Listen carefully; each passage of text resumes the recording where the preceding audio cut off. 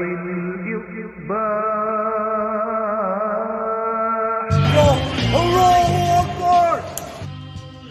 dong. Hello? Yes, that's right, infidels. You found us here, channelattitude.com, Hameen Media Group, where you get the most real talk, the best reviews of all your favorite wrestling shows from AEW and WWE, Impact, and more, because we're going to break it all down with the best staff in professional wrestling at HMG. So you don't need to go anywhere else, because there's no 5 stars here. There's only $5 face slaps, infidel. Hello, Akbar! So sign up today, channelattitude.com, Hameen Media Group, and join the Hameen Army for the most real talk in professional wrestling. YOLO!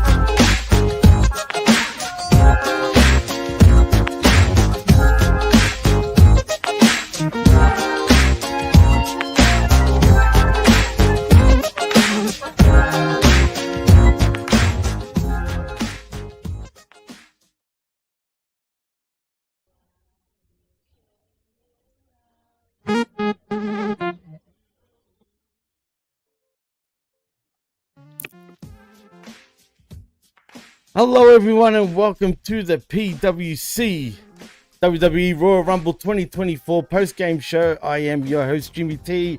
That is Chris Ambs.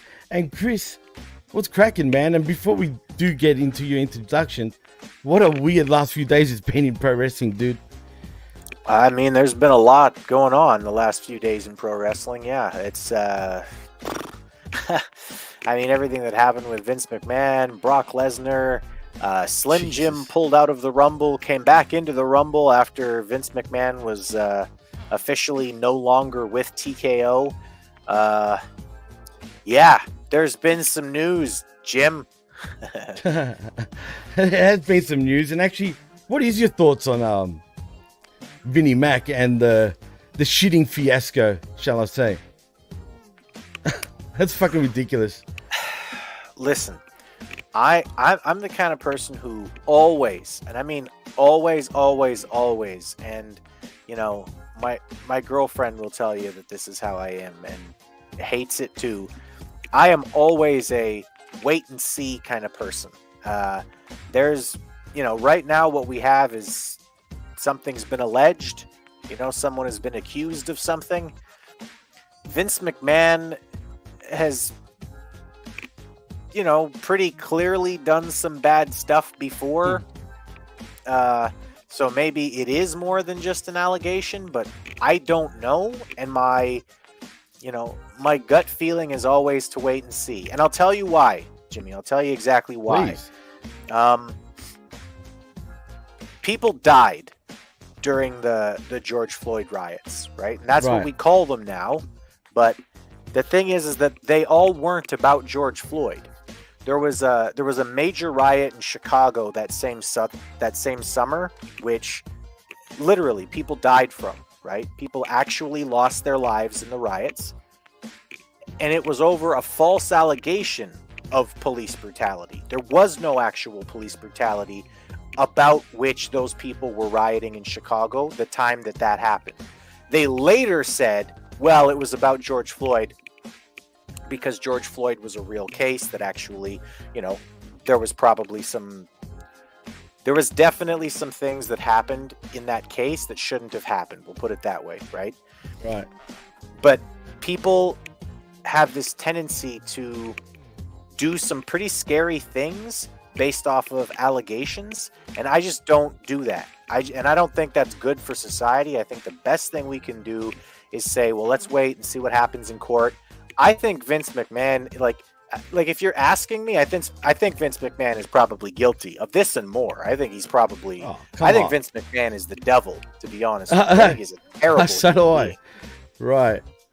But I still say wait and see. Now I'm going to give you another example of this, right? And this is actually, I'm watching hockey right now, right? While we're talking about this, I've got the game on, and this year is the first time I've watched NHL hockey in about 3 years. I just flat out stopped watching for a while. Like, I refused to watch, and the reason why I refused to watch is because that same summer, the NHL players, they had this situation where they were trying to address all of the George Floyd type stuff and all that other stuff, right? They were trying to address it. They were making an attempt, and when they finally got on the ice, the thing that they chose to address was actually the Jacob Blake situation. Now, if you don't know about the Jacob Blake situation, this was like the next situation that happened after George Floyd that everybody jumped on for about a week, and then they jumped right the fuck off of it, because it turns out that what happened is that Jacob Blake had raped his ex-girlfriend and was attempting to kidnap his children when the police intervened, told him to stop, begged him to stop, asked him 16 times in the video to stop before they finally had to shoot him because he was attempting to kidnap his children and reached underneath the seat of his vehicle, which they later found a knife in. So this guy was a rapist, a kidnapper, and was attempting to get a weapon to fight the police. And the NHL had a situation where their players were wearing armbands that said Jacob Blake. When I saw that, I just said to myself, I can't support this product anymore. I can't watch hockey no more. And I stopped watching for about 3 years. Now, they've finally, I would say finally, started to get the picture that, hey, maybe we just want to watch you play fucking hockey, right? Maybe that's what people want when they're watching hockey. They want to watch a sport. They want to watch people compete in a game, in a game of skill. So I've started watching again because they've backed off the politics, and they've basically said, like, okay, listen, we understand you didn't like us getting involved in politics. We're going to try our best not to get involved in the politics anymore. So right, I've started watching hockey again, right? But like that situation with the Jacob Blake stuff is exactly what I point to when I tell people that I'm the kind of person who just waits and sees. I don't want to jump to the gun. I don't jump to conclusions. I don't want to make those kinds of mistakes that other people have made. I don't want to be the NHL with a fucking Jacob Blake banner on my arm. Do you know what I mean? So absolutely. I wait and see when it comes to situations like this. My own personal opinion is Vince McMahon probably did this. He probably did this and worse. Vince McMahon might legitimately have like sacrificed babies. He is a terrible human being. Okay. But I am going to wait and see. And that's my right. And I honestly believe that is the right thing to do, to wait and see. Absolutely. I mean, look at these pictures, dude. Check this out. How good is that, though, man? That's AI generated. I actually asked the AI, I kid you not, about is Vince McMahon the devil? And look at that. He's morphing, right? Wow. And no shit, the AI response was so fucking good, bro. I was like, wow, he's weird, right? I mean, Vince, look, man. You know what's funny? Yesterday I went on the or actually this morning, shall I say, on the Smack Attack with John Enright. I went on a. First, I was trying to give him the benefit of the doubt. I know he's guilty, absolutely, right? But then towards the end, I just turned, bro. I just started bringing up all the fucking evidence, right? And I went on a passionate rant. It was a real classic rant. I just went off. And I'm like, you know what?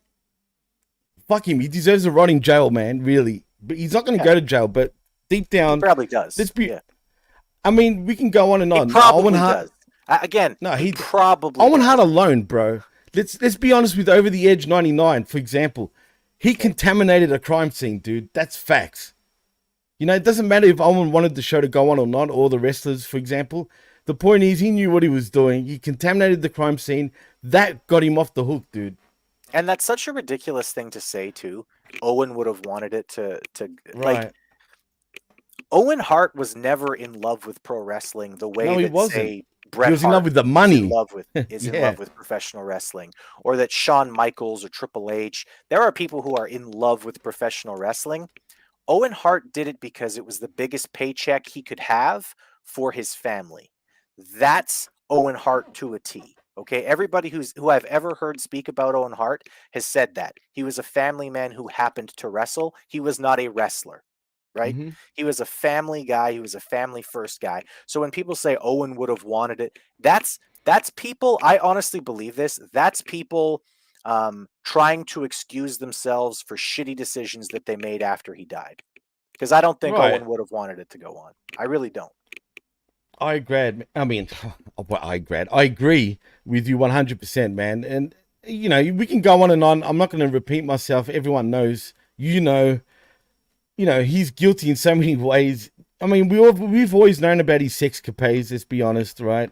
He's a dirty old man. We've known that Vince McMahon is a dirty old man for decades now. Like decades from the 80s, bro. It was an open bro. secret that him and Linda was like a political marriage akin to the Clintons. Like it was absolutely. That was never a question in anybody's mind. He's not a good person. He's not a good person. But when it comes to this particular thing, I'm not making any judgments. I'm just going to say, let's wait and see what happens. The courts need to go through it. And I mean, again, I don't want to be the NHL with the Jacob Blake armband on. I want to wait and see what happens. I agree. And look, at the end of the day, it's easy to say that, he's guilty with this woman, but the only thing that gets me suspicious, look, we know about his past. That shit happened, right? But with this particular female, she essentially signed an NDA, but on top of that, she said she will not go to court if she got her job back. Mm-hmm. That's a fact. I mean, that's a little suspicious. I will say this, and we'll drop it because we can sit here all day about it, all night. First off, I just feel like, how The Rock has joined the board? Yep. And there's a little bit of a pattern going on here, Chris. Right. If you think about it, right? Do you remember when the XFL went belly up sort of thing because of COVID? Yep. Who came in and swooped up the XFL? Yep, it was The Rock. The Rock. Now, Vince McMahon, with what happened, he had to resign and whatnot. Who comes right in after that? The Rock. Mm-hmm. All right. I personally think Vince is still part of all this, right? They're just trying to make it look like, because of sponsors and all that he's not part of the company, but really The Rock is holding his spot, dude. That's what I truly feel. I think that I think this might actually be the end for Vince McMahon in WWE. I think he's actually done because it's no longer WWE. It's TKO, right? It's a conglomerate company where like they really can't be just going, fuck it. We'll give Vince his seat back. And Vince really can't just, come back in, on a whim either. He would have to be exonerated, and I think maybe exonerated for more than just this in order for him to come back. And with how long everything's going to take in order for that to happen, or how long it would take in order for all that to happen, I don't think he's going to live long enough to be exonerated enough that'll allow him back into TKO Holdings. I think he's done. I think that's it for Vince McMahon. Officially. Now, you bring up a good point. Maybe The Rock's holding his spot. I saw some Ronda Rousey put Bruce Pritchard on blast bro. on What the Twitter, hell? just saying as long as he's there, Vince is still there. She's not wrong. Oh, That's surprising I mean, that she did that, man. But she's not wrong. she's not. And that's one of those things that you have to kind of look at and wonder, like, okay, well, how much housekeeping is TKO really willing to do here? And hopefully they can actually go in and really try to get out the people in that company who have been the worst, the worst of the worst, right? That's what I'd like to see, but I guess we'll see what happens. Yeah, look, it's crazy what's going on, man. That's all I know, and we'll see what happens. But man, it's just bizarre. Did you see the text messages though? Before we move on, I don't think so. oh my god! After we finish the show, I'm gonna send you the text messages that Vince, oh god, apparently allegedly said to this, woman. I forgot her name already, but her name's out there. Dude, it is the most disgusting. I was hoping we were going to do a Vince show just on Vince. My intro, let me put it like this, okay? The intro song would have been for this. So this is going to show you what this is all about. Is I Shit On You by D12. Yeah. Yeah. You heard the jokes, right? Mm-hmm. He was literally shitting on bitches' faces, bro. I heard that was one of the allegations. Yep. When I show you the text messages off the air, right? Just read them. You'll be flabbergasted. Man, like I said, Vince is the devil. I'm not disputing that. Vince is a terrible human being. But on this particular case, I don't know if I believe it. And I don't know. There's a part of me that isn't really sure that it matters. If she agreed to do these things, she's an adult. Right. Okay? Exactly. If she agreed to do these things, and then she went and did them, and then she agreed to get paid some money to shut up about it, and then decided she needed more money to shut up about it, so then she's not going to shut up about it. I kind of feel like she's a piece of shit too. Like that's the kind of thing that's the kind of thing that a shitty person does. And I know she was very shitty. We just talked about pooping on people and whatever nonsense. I don't want to laugh because it's serious, but yeah. But if you're an adult and you agree to a three-way, that's not rape. Do you know what I'm saying? Like, that's not sexual assault. If you're an adult and you're in a relationship with someone and your boyfriend says, hey, do you want to fuck my buddy? And you go, yeah, sure. And then you go fuck his buddy. That's not sexual assault. None of those things are crimes. They're all gross. They all make you a really weird person, but they're not against the law. No, you can shit on somebody if they allow you to. Listen, I'm German, right? I can tell you that there's a whole country of people who think that most of that's okay. But like, illegal, it is not. Oh, fuck. Dude, why? I don't want to laugh because, like I said, it's a lot more serious, but I do get an inkling that this woman is a little more guilty than portrayed. The only problem with all this is the fact that she's a female and it's easy to just, point accusations at an old man and say he's essentially raping. What I can't comprehend... but what's the crime, right? And like, right. If you've got a relationship with someone where the two of you are kind of freaky, right? Kind of like your freaky. It's a little too freaky for me, bro. Right? I'm just saying. It's way too freaky for me. I'm fucking white toast about this stuff. I'm a normal straight, dude. Like I'm a normal dude, right? I like normal stuff. But like, are you trying to tell me you don't like shit on your face? No. I'm from a different part of Germany, I guess, because no, that's nasty. Oh, my schnitzel. I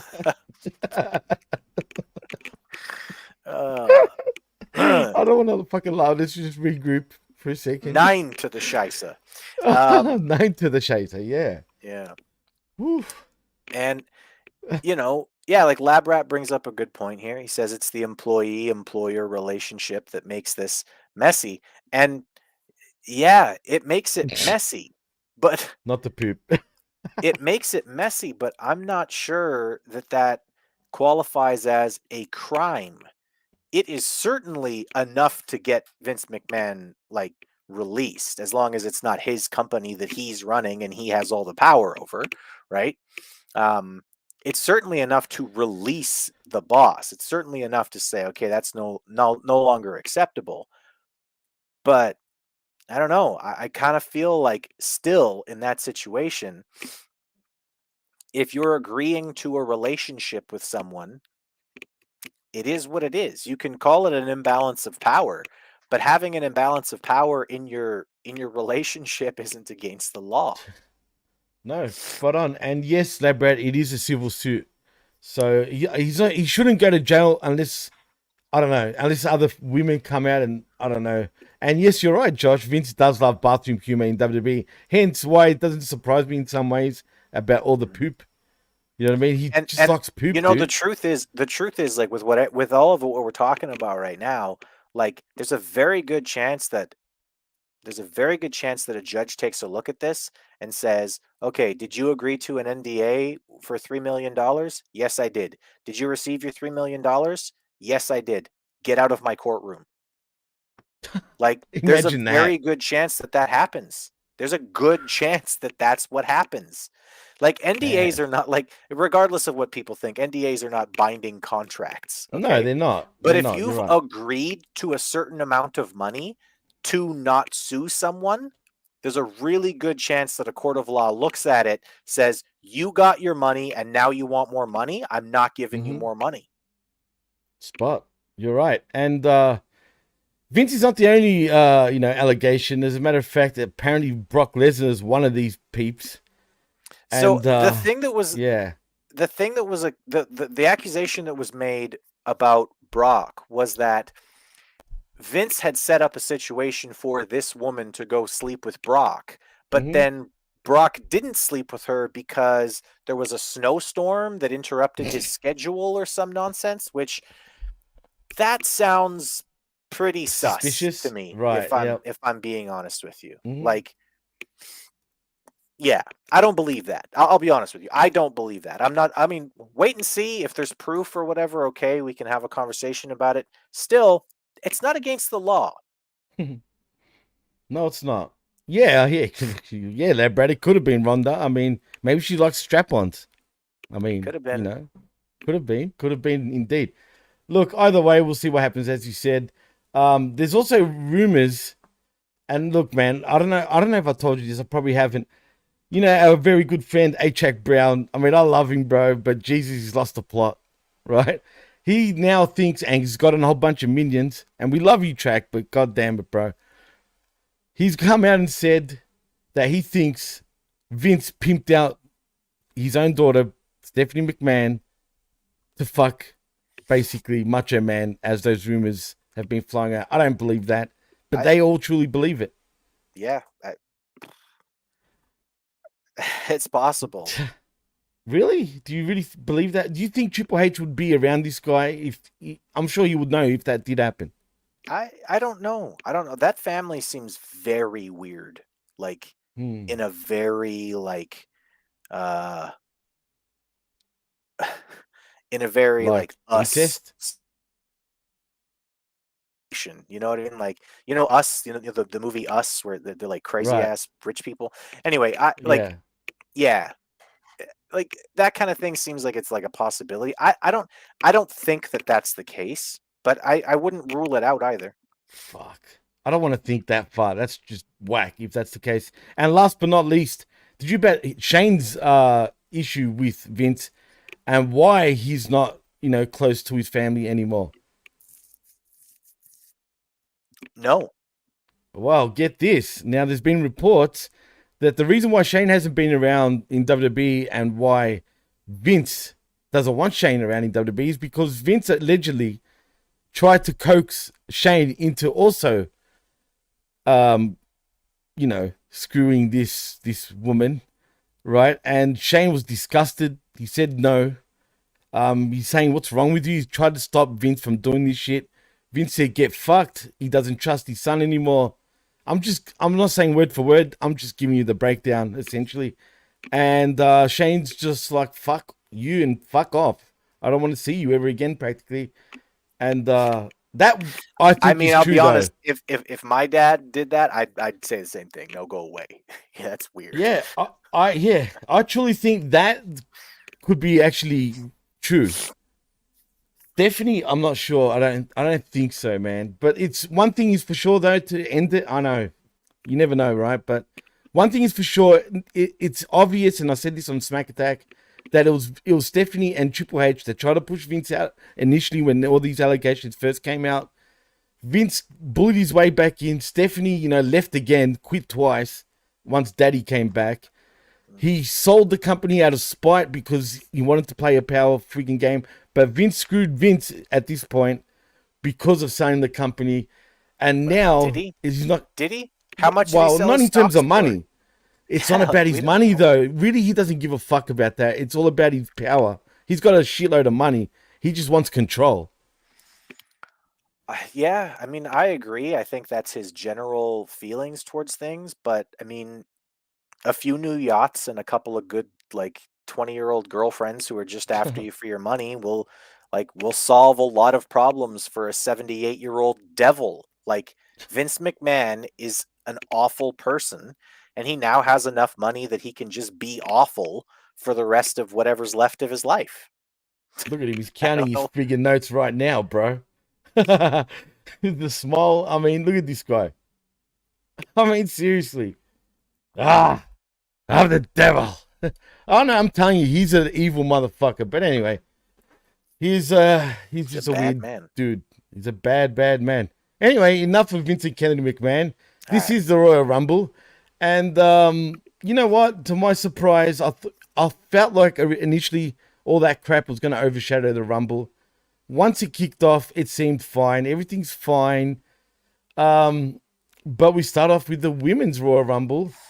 And wow, we had TNA taking over once again. Chris, what's going on? I mean, okay, cool. This is an example of, like, if Vince McMahon is really gone, this is an example of the kinds of things we can expect to see from Triple H. Right. He's said for a long time that he would be pretty open to more cross promotional stuff, right? I personally think that this people are going to hate me for this, and I know a lot of AEW fans are going to really think I'm an asshole for saying this. I know I what you're going think- to say, and I agree with you before you say it. I think that this is worst case scenario for AEW. This is not a good thing for AEW. People are I've going, said the "Oh, same thing. No, it's this- not. no, this is a bad thing for AEW." And Bad. the reason why is because, as brilliant as Vince McMahon has been at different points in his career in terms of the things that he's been able to get going, and his promotional ability, I'm not taking anything away from his ability as a Hey, as a promoter. businessman, he's one of the Yeah. best, dude. There's One no of the taking best, away. one of Yeah, the best ever. Okay, absolutely. but he's a 78-year-old man who's been stuck in his ways for over 20 years at this point, right? He hasn't he hasn't had a real hit in a long time. Not that was him, okay? There have been hits in WWE over the last little bit here. You could say John Cena was a hit, right? But don't Right. tell me that Vince McMahon got what John Cena was. Don't tell me that he understood the rapping gimmick at first. Hey, He didn't understand This, that. this is the old man that was wearing a do-rag and Yeah. calling Cena the N-word Yeah, on live international television, bro. yeah. Think about that for a minute. And Jeez. Roman Reigns finally excelled when Vince Right. McMahon had to back off a little bit, and Triple H was able to write this storyline that we're all into right now, right? Look, Bloodline over Cody's story, right? It's better. It's better than Cody's story. Right. And the Bloodline has been the first real hit that this company's had in a while. I really don't think that Vince McMahon has been in charge of any hits for 20 years or more. Well, Roman Reigns clearly. I don't think that was Vince. I think that what Vince was doing was actually detrimental to Roman Reigns. The way that Vince was pushing Roman was getting him booed when he was a good guy, Well, cheered, yeah, that's true. cheered when he was a heel, and then booed when he was trying to be an in-betweener, and then booed when he tried to go back to be a heel. Like the fans were just not having it. That was never going to take off. They needed something more adult, more grown up, in order to have it really push. And that didn't happen until Vince McMahon had to take a step back, and someone else said, "Why don't we do this bloodline thing, right? Why don't we do the Godfather, but in WWE?" And until that happened, there was no hit with Roman Reigns. He was not a crossover superstar. He was a flailing at best WWE superstar. Interesting. Well, back to the women's Royal Rumble match, though, shall we? We do start off with number 1 with Natalya, and then number 2, surprise, surprise, Naomi makes her return. This was no secret. I mean, it was cool to see her back and whatnot. But then at number 3, we get Bayley, and that's what makes things interesting. I actually tipped Bayley to win, but I wasn't 100% certain. I was thinking to myself, if Bayley doesn't win it, it'll be Sasha Banks coming back and eliminating her, but that didn't happen. But I don't want to go through every single. Don't do that. I'm not. But cut a long story short, we do see Nia Jax come in the ring. She cleans house. You know what I mean? But later on, though, and this was the highlight for me, Jade Cargill makes her, her official debut. And man, now I missed this, dude. I went for a piss, and I can't believe I missed it. I saw her when she was in the ring. But did you hear her theme? Was her theme anywhere close to her AEW theme? Dee thinks it was similar, but I didn't hear it, so I don't know. It was similar. It was similar. It was good enough, like Right. it doesn't have to be a total banger or whatever, but like it was good enough. It was definitely epic. We'll put it that way. Okay. Like the sound of it was like, oh shit, something's about to happen. Did it sound like? Did she say a storm is coming at the start? I don't remember exactly how it went, but it was pretty clear that it was Jade Cargill. Okay.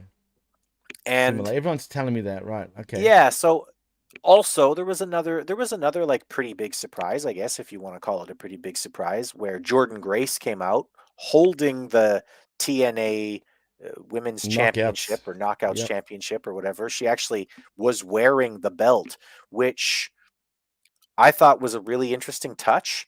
Well, Mickey James did the same thing a couple of years ago, to be fair, with the Knockouts Championship also. It just it brings up some questions in my mind of like how much are they going to lean into or like acknowledge TNA, because I know there's been there's been some business connections between TKO and TNA. Well, basically, what's happening is in TKO and Endeavor, whatever, is running their network. Right. So essentially, WWE is basically doing them a favor. Right. Go for it. Read it out. Josh had this comment. Bayley made history. She is the first woman to win the Rumble match, Money in the Bank match, Raw, SmackDown, and NXT women's titles and tag titles. I didn't realize that. Did they acknowledge that though? I didn't hear anyone saying that. But congratulations to Bayley for that. I mean, Bayley's so awesome. That's a big deal. Dude, like absolutely, man. Again, like I'll say this again because I think it's important to note, especially when I'm talking about Bayley, because I gush about Bayley. I love Bayley. But do you think she's getting a bit too chunky? Like she's getting chunkier and chunkier. Like she looks great right now, but I feel like she's borderline. No, getting bigger all the time. That's the only thing. She's got to slow down. No, I'm down with it. But Bayley was like legitimately one of the reasons I started like getting back into wrestling, and it was her feud with Sasha in NXT, and it was because I was a new dad with little girls, and I was looking at this example of this she was a superhero for little girls, right? That was her gimmick in NXT and for a while on the main roster, right? she was doing the wacky waving inflatable arm flailing tube man Yeah. thing, which was great. It was just she was the super fan and all that. It really got me back into wrestling at a time where I didn't think that I was gonna care about wrestling. So, like I said, you asked me to talk about Bailey, I'm just gonna gush. She's wonderful, and I was super happy that she won tonight. I kind of had a feeling, just listening to commentary, that she was either going to win or she was going to be the last person eliminated.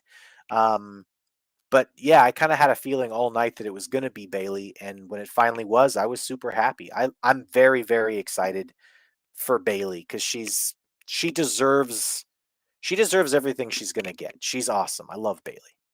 Well, what's surprising is, everyone thought she wasn't going to win it, and then initially, Damage Control was going to kick her out, but she's not after Io Shirai. She's after actually Rhea Ripley, according to Bailey, because they want all of them to hold every women's championship in the company. But I don't know if that will happen or not, considering Io Shirai didn't look too happy, and Rhea Ripley actually looked happy.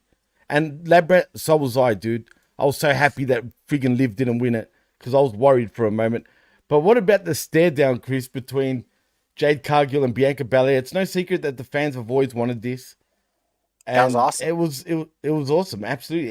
It was something else seeing them two just lock horns and just seeing them stare at each other. The only thing I didn't like, I felt like if you're gonna have Jade look so strong, right?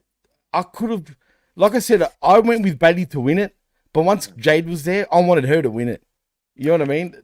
Oddly enough, I thought that there were there were at least a few people tonight, where I thought if they were trying to make them look strong, they needed more eliminations. Like you don't need to beat Kane's record and eliminate 11 people or whatever, right? Or Roman owns the record now with 12. I can't remember. I can't be bothered to remember these things, but like, you know, you don't have to go with 11 eliminations, but like 8, 9, do you know what I mean? And just show her grabbing people and throwing them over the top, right? Like there was a couple of really clever eliminations that you could give her credit for, Oh, for but sure. they were clever. Is that the gimmick we're going with for Jade Cargill? Is that she's real smart? Because that's not what I get off of her. I get physically imposing, do you know what I mean? Able to just dominate physically. So I thought that she probably needed more eliminations and more just get out of the ring eliminations. Do you know what I mean? Right. Um, Well, but she did eliminate though some big names though when you think about it, like Nia Jax. I think Mhm. Becky Lynch too, yeah, Becky. But that Becky's one of those examples where it's like right? And she Becky's made one of Nia those Jax. I mean, examples she where picked up Nia exactly what I Jax, was so she had talking nothing about. good. It was a clever elimination because the one girl came in and then she kind of Right. grabbed her and swung her Yep. feet out, and her feet hit Becky, which eliminated Becky. You know, it would have been a lot stronger for her to just grab Becky by the hair and throw over the rope, and then have Becky be like, "What the fuck?" Right? Because Right. then you've got a Absolutely. situation where like someone who's a main eventer in the division, right? She's just been physically dominated by this new force in the division, and like I'm not saying that they didn't make her strong. They did. They made her look strong. I'm just saying I think they could have done a little bit more to make Jade into a real like megastar since she wasn't going to win the Rumble. Yeah, I agree. Because if you're gonna bring her in here and make her look like a badass, she should have won the Rumble in some ways, right? Because that's a statement, dude. In my opinion, you know what I mean. It would have Yeah. been a huge statement. I think the people would have actually been pretty happy about it, regardless. But I think they and the would crowd too. popped. They popped when she came out, dude. And look, I know a lot of people pretty much think that the crowd was probably very quiet. It's not that. The place is huge, man. Look how high the roof is. Yeah. You know what I mean? There was too much air, like space for the crowd to to Yeah, escape, basically. the acoustics Right. weren't really gonna come through, a television set. Right, and it was the delay sort of thing. Like it was just sort of off. But I will say they did sort of get gassed out at some point. But That were really Well, the moments. you know, for instance, go into your bathroom and yell as loud as you can, and then go out in the field and yell as loud as you can. You're going to hear it in the bathroom a lot better, right? Like Oh hell yeah, because that's you're how right there. acoustics Like work, right? right, If you've got walls and ceilings and stuff like that, you're going to hear it reverberate. Whereas if it's open, absolutely. the sound goes everywhere. Tropicana Field, man. It's a weird looking place. It's like a big bowl sort of thing. But yeah, look, that were pretty much the highlights of the women's battle royal. Royal Rumble, not battle royal. Bailey does win the Royal Rumble. She does become, I guess, number one contender to whatever championship she decides to pick. She did initially say she was going after Ripley, I although don't think something that's tells gonna me, happen. right, exactly. Something tells me she's actually going to go for Io They need to Shirai. finish the story, Jimmy. Yeah, exactly. God damn it. And we'll get to that story too in a moment. But yeah, Labrat says they made Jade 10 times stronger than when she was on AEW just in this showing. Absolutely. I agree. There's nothing that they could have done in AEW to make her look as strong as she looked tonight, because nobody in AEW is on the level of a Nia Jax. Nobody in AEW is on the level of a Becky Lynch. Nobody in AEW is on the level of Please. half of the women in this Rumble. And I don't mean Maybe that they're Tony not Storm as is good. the only one that's Right. I don't mean that comparable. they're not as good, right? Because Tony Storm is 100 times the wrestler that Nia Jax is. But in terms of like perception, Nia Jax is a big threat, right? I like Nia Jax, dude. People hate her guts. I love that she's hated because she's just a big bad bitch that just doesn't give a fuck, dude. And I can dig that. You know, she's doing her job. You're meant to hate her guts, and she is a bully, as she should be. Someone like her should be an absolute bully. You know what I mean? And I think they're using her right, and I think she's money, right? I don't understand sort of the hate that she gets, to be honest. Why? Because she busted Becky Lynch's face. Guess what? If it wasn't for that, Becky wouldn't be the star that she is right now. There would be That's no a the man fact. without that bloody Exactly. nose. Yeah. Facts. You know what I mean? And I'll tell you a funny fact, actually, about Nia Jax. Did you know she wasn't born in the US? No, where was she born? Sydney, Australia. I actually spoke to her before about that. I found out somehow. I can't remember. And I asked her point blank, like on Twitter. And she replied, she goes, yeah, you're right. I am born in Sydney. I go, wow, I didn't know that until I found out. And I'm like, that's weird. And she goes, but she moved back to the States When she was real when she little. was young. Right. Yeah. But she's an Australian citizen, which is funny. But yeah, weird little fact right there. But anyway, look, I didn't mind this Royal Rumble, the women's one. A lot of people like to shit on the women's Rumble. A lot of people were, but I was kind of entertained, dude. I don't know why people were shitting on it as bad, you know? Yeah, I gotta be honest. Both of them were kind of boring. Like they were kind of underwhelming. They were still fine. Like they were still. It wasn't like there was nothing to do. And it's the Rumble, right? Like, fuck, man. Like we get There's the always Rumble once a anticipation, year. man. Stop Right. fucking shitting on the Rumble. And Bad. the Royal Rumble to me. Now this is just me personally. Other people might have a different opinion. The Royal Rumble to me is the Super Bowl. WrestleMania is Fuck yeah, awesome. I agree. WrestleMania is awesome. The Rumble is the Super Bowl. It's that one where like anybody can turn it on, and you know what I mean? Like you're gonna enjoy the shit out of it, right? WrestleMania, absolutely. it's so long, it's so extended, it's 2 fucking nights now. There's so much going, and you have to know the stories and all the other stuff, right? This is the Rumble is the Super Bowl to me. Doesn't matter if you've been following it. Doesn't matter if you like the product. Doesn't matter if you want to watch. You can turn on the Rumble and be entertained. That's what it is to me. To me, the Rumble is the Super Bowl of professional wrestling. So it comes around once a year. I thought that both Rumbles were a bit flat in terms of like there weren't like some big like whoa, what the fuck? Do you know what I mean? Yeah, I know that annoyed me because I don't know. It is what it is, and I'll get into that. I might as well not even bring that part up yet, and about the men's side of things. We'll get there, but yeah, sometimes I expect too much. But with the Rumbles, and when I say that, we know the match is the match. It is what it is. But the Rumble's not really about the match. It's about who's going to be in the Rumble. You know, it's become like that. It's become spectacle, like who's going to debut. and we're trained to expect huge surprises. I'm not gonna lie. I was hoping for someone in particular to appear, even on the women's side. It didn't happen on both ends. It is what it is. That sucks. But still, it was predictable, though.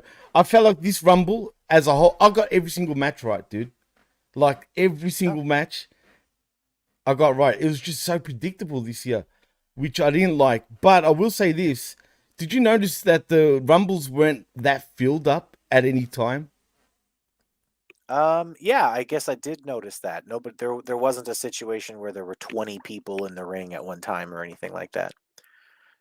Yeah, like I think they did that for a reason, so we can keep up. And thank you for reminding us. That's right. Naya taking out R-Truth was fucking funny as hell. Bless you, Chris. Bless you times two, my friend. Fucking sinus damn it. infection's driving me nuts. Man, I feel bad for you, dude. You've gotten like sick so many times in the last fucking. But I guess that's kids for you too, man. You know That's what happens when you got two little kids going to school. Yep. Yeah, that's what it is. It's not really your girls. It's the fact that they're going to school and kids are little friggin' germ freaking collectors. You know what I'm saying? Oh, It yeah, is what for it sure. is. Yeah, I can see if it looks a little bit like I've got like Yeah, a black eye. that's fucking crazy, dude. I That's thought you just got punched, and no, then you that's gave me just a little sinus giggle. infection. I'm like, did this guy get into a fight? What's going on? I thought I was the only one that got into a fight the last time, if you remember, when I had the freaking scar on my I face. wish I got into a fight. That No, would have been a dude, way cooler story. I've never seen sinus that bad. That's hectic, dude. I didn't know it can get that bad. Damn, Yay that's me! crazy. But you know what? You're cool, man. I'm just happy you're here, bro, and that's all that matters. But yeah, R-Truth again. What a funny guy, bro. I mean, seriously, dude. Like, he comes out. I didn't think that it was so funny with the women's rumble, but what he did in the men's rumble was bro, the hot tag, dude. But we'll get to that. We'll get to that. But yeah, still, Truth is just. I love him, dude. You know, actually, I won't even talk about it because the male part, I'll bring it up if I remember. But let's move on though to the next match. I think that covers pretty much the important shit. I mean, true. Is there anything else we missed, really, Chris? that's about it. Go Bailey. Go Bailey. That's it. Next, though, we get a match, the first matchup of the evening. It is your WWE Undisputed Universal Championship match between AJ Styles, LA Knight, Randy Orton, and your champion in Roman Reigns. Man, before we move into the match, AJ Styles looked huge again for some reason, dude.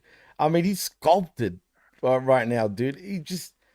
It's crazy, but I can't help but laugh at the little interactions between LA Knight and AJ. Lately, they've been interacting a lot. It seems like to be a TNA thing, almost.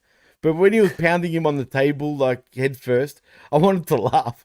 Because he just kept going and going and going. And AJ was just selling it like a dweeb almost. Like, just pa, then stops. And then pa again. Like, that was pretty funny. The match was fine. It wasn't the best match. But I didn't hate on it. I actually, I was entertained. I just didn't like how predictable it was. I was very bored. Oh, I was very bored watching it. To be honest with you, I was kind of half watching it and then half watching hockey because I know Roman Reigns isn't losing in the Royal Rumble in a fatal four-way match against people that he doesn't have any fucking business losing to. Like, what were they gonna do tonight to make me believe? Nothing. They couldn't have done nothing. anything to make me believe Roman Reigns was losing this belt. So it I was mean, very predictable.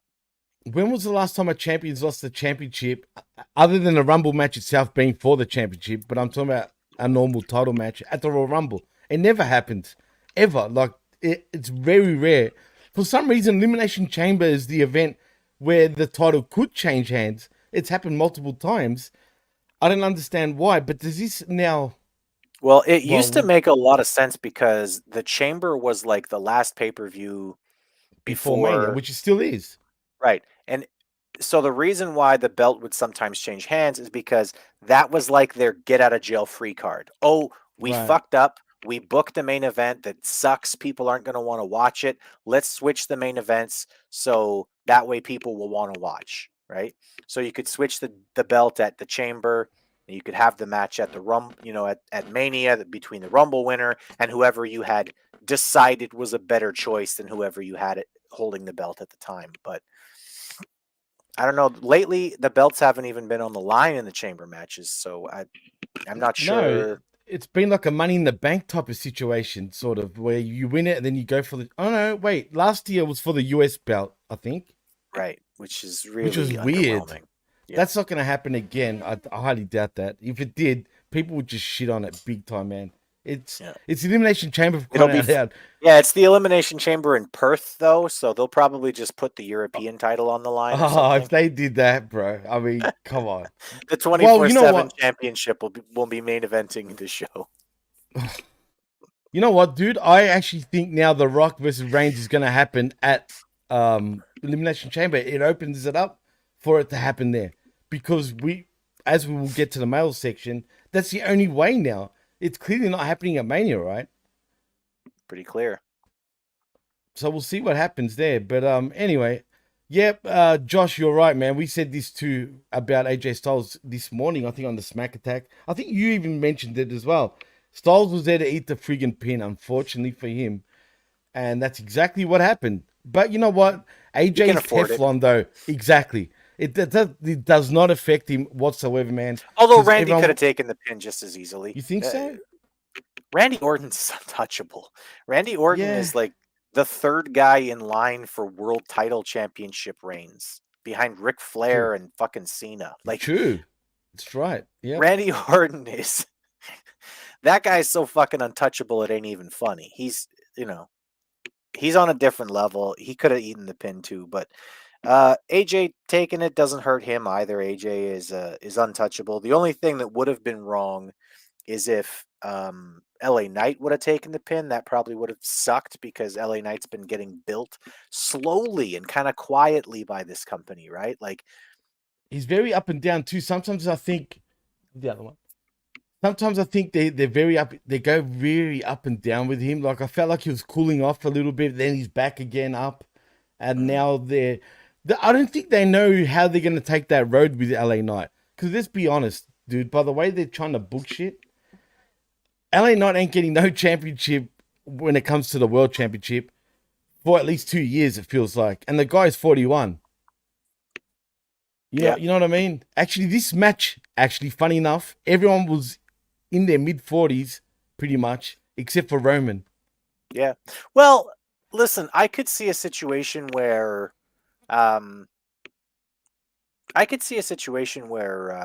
Punk wins at Mania, and then He'll LA go Knight after is Seth. the next guy. Yeah, he'll go after Seth. Yeah, he'll go after obvious. Seth. And then, but then I could see, like, okay, Punk wins, and then the next guy who comes out, the next night is LA Knight, right? I could see that, and I could see Punk being willing to, drop the belt to somebody quick too, because I think that he understands that where he's at in his career is it's the right way that he finished the Rumble tonight too. It's like, I'm obsessed with this notion of main eventing.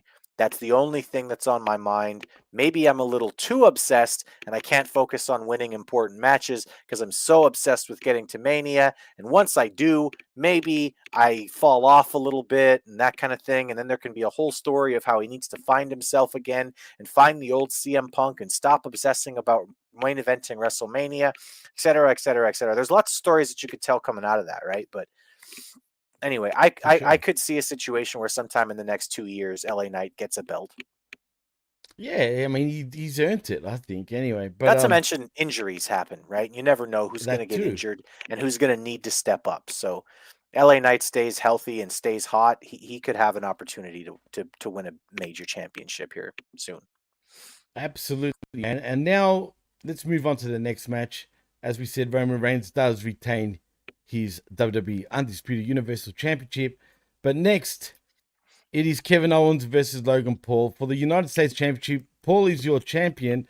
And I felt kind of sorry for these guys because I felt like the fans at this point just didn't care, even though they were both working their asses off, right? And was it just me? Or was Kevin Owens roughing up Logan Paul bad, dude? I mean, he was potatoing him also everywhere. His chest was bleeding. His head was bleeding in 3 different freaking places. His nose got busted. His temple was bleeding. His eye was bruised. I mean, his chest, his shoulder even started. Dude, he caned the shit out of him. I don't know if it's because, it's Logan Paul and you got in the easy way. And, Kevin Owens had to pay his dues and do it the hard way. Maybe. There's a lot of that does happen in the world of professional wrestling. There's a lot of that happens in Canada in general. Well, but you know what I mean? And I felt like, he really though, the ringers. Don't let the sorries and the excuse me's the sorries. Canadians are, it's a culture that is very much centered around respect and earning what you're going to get. Like, we've lost that a little bit. Don't get me wrong. We've fallen into that's this politics, brother. That's a different thing. We've really fallen into this whole, I don't know, SJW nonsense. Oh, dude, you've gone bad about that shit, bro. But people who are over 30 in this country still remember, like, you're going to earn what you're going to get in this country. Because that's still true, regardless of how people want things to be. You're still going to earn what you're going to get in this country. So, I can see somebody like Kevin Owens being like, yeah, I'll let you get the win, but you're going to fucking earn it, kid. Yeah, and you know what? I kind of liked the finish, but it surprised me. I didn't expect that. And as far as Canada goes, though, before I get into that, you guys are quietly tough, if that makes sense. When I say quietly tough, I mean, yeah, you guys are the friendliest people on the planet, for sure, bar none, right? But just quietly, look at your fighters that you guys have produced, man. You know what I mean? Like, I'm going to take my hat off to you. I mean, GSP, arguably, is the best ever MMA fighter, period, right? The French Canadians, though, are known to be brawlers, though, even on the streets, bro. They've got that perception, you know what I mean? But Canadians can fucking fight, bro. So I'll give you guys that. And you'll say sorry after you kick the fuck out of whoever you kick the fuck out of, which is funny to me. So Canada, knock you the fuck out and then say sorry. And then take you to the hospital for free. Yeah. 100%, man. So Canada, continue being Canada. All right. Just be Canadian. We love you. It's fucking funny. But Liz says, nobody likes Logan Paul. When I went to Raw in Cleveland, which is his hometown, the entire arena booed him, except a handful of kids sitting around me. Like, kids, exactly. Well, yeah, he's made a lot of mistakes in the past. Actually, I don't know if anyone in the chat or you, Chris, I'm sure you didn't watch it, but it's a good watch. The John Cena interview on Logan Paul's impulsive podcast, dude, Logan Paul looked like he was gonna cry. Cena was like a psychiatrist in this friggin' interview. It was good to see, dude. I'm not gonna lie. And he said something. Put it this way: The Rock and him were good friends, right? And he almost started crying, dude. Like, legit, Logan Paul. You got to see this, right? So what happened was, The Rock doesn't want to know him anymore, right? They were planning on doing shit, but because he found out, probably his publicist found it and told The Rock. You know, when he did that shit when he was a kid in Japan, in the Suicide Mountains. Everyone knows this, right? Do you know what he did? No. Oh, do you know about Suicide Mountain in Japan? Yep. Well, he went there, right? And was basically... Oh, it's fucking bad. He was basically going to the bodies and making fun of them and doing shit like that. The Rock found out, and The Rock doesn't want to know him. And even now, when they see each other, Rock just is cold shouldering him, man. That's the thing that you don't want to know Logan Paul about, not the fact that he scammed millions of dollars out of people and still hasn't given it back. But that one is what really bites him in the butt every time, dude. And his drink sucks. Prime is he was a most fucking disgusting idiot when he was shit. A kid. Well, yeah, lots of people are fucking idiots when they're kids. Some people don't forgive you for your fucking turtleneck. Like, get a grip. Actually, did you see The Rock play himself, I think during Halloween, as you put the fucking the skivvy on, the long neck. funny guy, bro. But anyway, yeah, so that almost made him cry, dude. Like, he was wanting to cry. He looked like a little child, like, sort of in the corner. Yeah, you got to see it, man. It was weird. Anyway, Liz, you're right, though. He was very disrespectful in a very respectful place, which is true. Man, did you see actually what he was doing to the Japanese people? He was causing all sorts of mischief. And White Mike is saying gay sex. If that's your thing, bro, we don't judge. Yeah. Welcome to the show and everything. Yeah, gay Mike, 63. Should Cool. be 69, I guess. Anyway. Cool. Cool. So, yeah, basically, the match was good. The fans, I felt like, didn't give a shit. Although, were they attempting a double cross here? Since when does the babyface use the brass knucks and then get disqualified and then have a cry about it by kicking the shit kicking the shit out of Logan Paul after the fact? I don't know. Weird. You're not gonna get normal people to cheer for Logan Paul. Right, but why would they go that way, dude? Like, I found that kind of odd, but maybe they do. Maybe they are trying to heat Kevin up as as a little more heelish or something like that. I think he works way better that way anyway. I think them trying to make him the fat Stone Cold Steve Austin has been a fucking utter waste of Kevin Owens' abilities. You didn't just say that. The fat Stone Cold Steve Austin. Tell me I'm telling lies. Well, you're right. You're not telling lies, as a matter of fact. Yeah, but Liz says it's KO. He's allowed to be salty. It's true. He's very salty. It's a very angry French Canadian man. That's but even in real life, bro. No, if you saw the interview with Errol Hawani last year, he was pissing on WWE, dude, and how he's being pushed, including Sami Zayn, bro.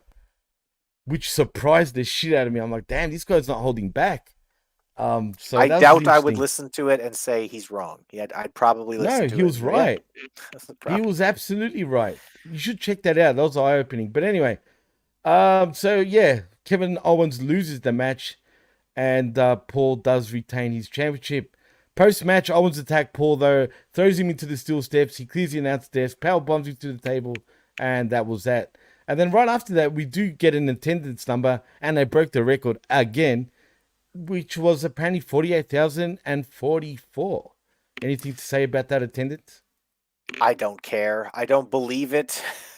I don't believe it for a number of reasons, because I just don't believe when these companies fucking say this shit. Like, unless you have something, some kind of legitimate oversight, I don't believe what you're saying. But good for them. There was a lot of people in the arena. Like, WWE's had no problem filling up arenas lately, and the Rumble is one of those things that's gonna, fill up all the time. Josh. Oh, no, Josh. Come on. Josh, fuck you for that. Okay. Kevin Owens is wonderful. He doesn't deserve that kind of slanderous nonsense that you're saying right now. That's awful. Although they have been around roughly the same time. Like, they came up pretty much at the same time. Them as a tag team would have been funny. Legitimately talented and overweight. The other one is a fucking. Say it. He's a fucking manager. He's a fucking manager, Jimmy. He's a manager who people are allowing to wrestle. Look, I hate Kingston. I just can't stand him. But I will say this: he is a great mic guy for sure. Oh, yeah, he's a great manager.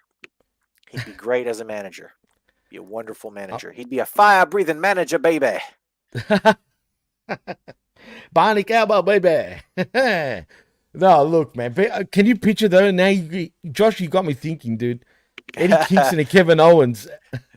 Liz with a great comment. KO doesn't need 3 belts to be over. And Liz, you still haven't acknowledged me when I said Kingston won and he was going to win that stupid breakfast continental tournament. That's so stupid. I still can't believe that's how they fucking finished that. AEW I called it, man. I called it. Everyone was telling me I'm an idiot, and you know what? I was right. So who's laughing now? Anyway, that company is fucking stupid. And Liz especially was like, "Nah, that's not gonna happen. It's not gonna happen," but it did, just quietly. Yeah. So enough of that. Let's move on. And Josh, come on, man. Kevin Owens is not fucking Kofi Kingston, Eddie Kingston. Anyway, so we move on to the main event, actually, Chris. And it's the men's Royal Rumble matchup. And I predicted this. The second I saw Jey Uso coming out. I'm like, what's the bet? Jimmy's going to be number 2, right? And booyah, it happened. And it was kind of funny, man, because yeet and no yeet is kind of hilarious to me. I felt like, Jimmy sort of got eliminated a little bit early, but Jay's pretty much survived the whole way through. Now, I was just anticipating who's going to be out next. I was waiting for Okada. I'm not going to lie. I just wanted to see the Rainmaker. Wow. It didn't happen. Yeah, it didn't happen. You were expecting some big fucking fireworks. Dude, there was a point where, which is bizarre, that people were truly thinking that MJF was going to debut in WWE at the Rumble. Now, I don't know what his contract status is right now, right? But do you think he's out of contract and they're negotiating right now, or has he officially re-signed and we're just waiting for whatever in AEW? I had heard from some people who I generally trust, we've had our own issues or whatever with Jeff, but if Jeff says something online about wrestling, I generally think that Jeff has checked. I really do think that Jeff is a trustworthy source when it comes to news. I'm pretty sure I remember him saying that MJF has been signed for a while. This whole war of 2024 is just, this whole war of 2024, it's nonsense, and he's been re-signed for a while. But I agree. I've said the same thing. I think he's signed a long time ago in AEW. But I wasn't expecting Andrade. So I was expecting that because we knew he left. I didn't know he left. Oh, you didn't? Oh, okay. Well, you weren't around for a few weeks, so that's true. But he left on good terms. He left, it felt like 2 weeks ago in AEW. It was about 3 weeks ago. He clearly didn't have a 90-day no-compete clause, right? He had his last match on Collision. He came out and thanked Tony Khan and everybody in AEW, right? But it's no secret, the second he came to AEW, he was like, you know what? I thought WWE was bad. Yeah. I need to get the fuck back over there, man. Yeah. And it done nothing for him. And I was happy to see him back. Yeah, well, because for a while, he was one of the 4 people who were like, I'm not fucking working for you, right? It was he was. Him, he was one of the Miro, 4. Thunder Rosa, and Punk, basically, who were and Aleister Black. And Buddy Matthews, whatever. Right. They all had issues. They all had pretty major issues, yeah. And you know what TK did? He said, no. You're just staying here, man, whether you like it or not, which I guess that's a good thing. But, at least he had some sort of balls. But, I said the same thing also. We did that at the same time. I said the same thing. Oh, he's got a bigger mask. It's a nice mask. I'm not gonna lie, I prefer his original theme than this one. All I heard was, and it felt like a whisper for some reason, El Idolo, I heard, and I'm like, hey, wait a minute. Yeah. There's Andrade. It was interesting that they used El Idolo, though, which... Oh, he was always El Idolo, even in WWE, the first run. So he was always that. But his mask looks very grand compared to his AEW one, which looked pathetic compared to this.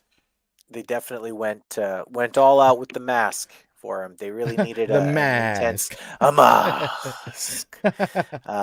So good for him. I thought that they popped pretty good for him too. I thought they did. The reaction was pretty good. I thought that he probably could have been in there a bit longer. Yeah, I was disappointed that he got eliminated the way he did. I'm not saying he needed to be in the final 4 or anything, but I think that he probably lasted 5-10 minutes longer. Would have put him in a better position moving forward, but I understand. They also want guys to sort of work their way up too when they come back from saying, okay, fuck this company, I'm leaving, right? So I think that there's a little bit of okay, is this the kind of guy who said that because he really thought that AEW was going to be good, or is he just that guy? No, look, I put it this way. They would have come running back with open arms and said, sorry that we ever wanted to leave. Put it that way. All of them. They realized, as dumb as this sounds, right? At first, I think they hated, the eggshells type of environment in WWE. And then they went to AEW and they realized, shit, man, maybe having structure was a good thing after all.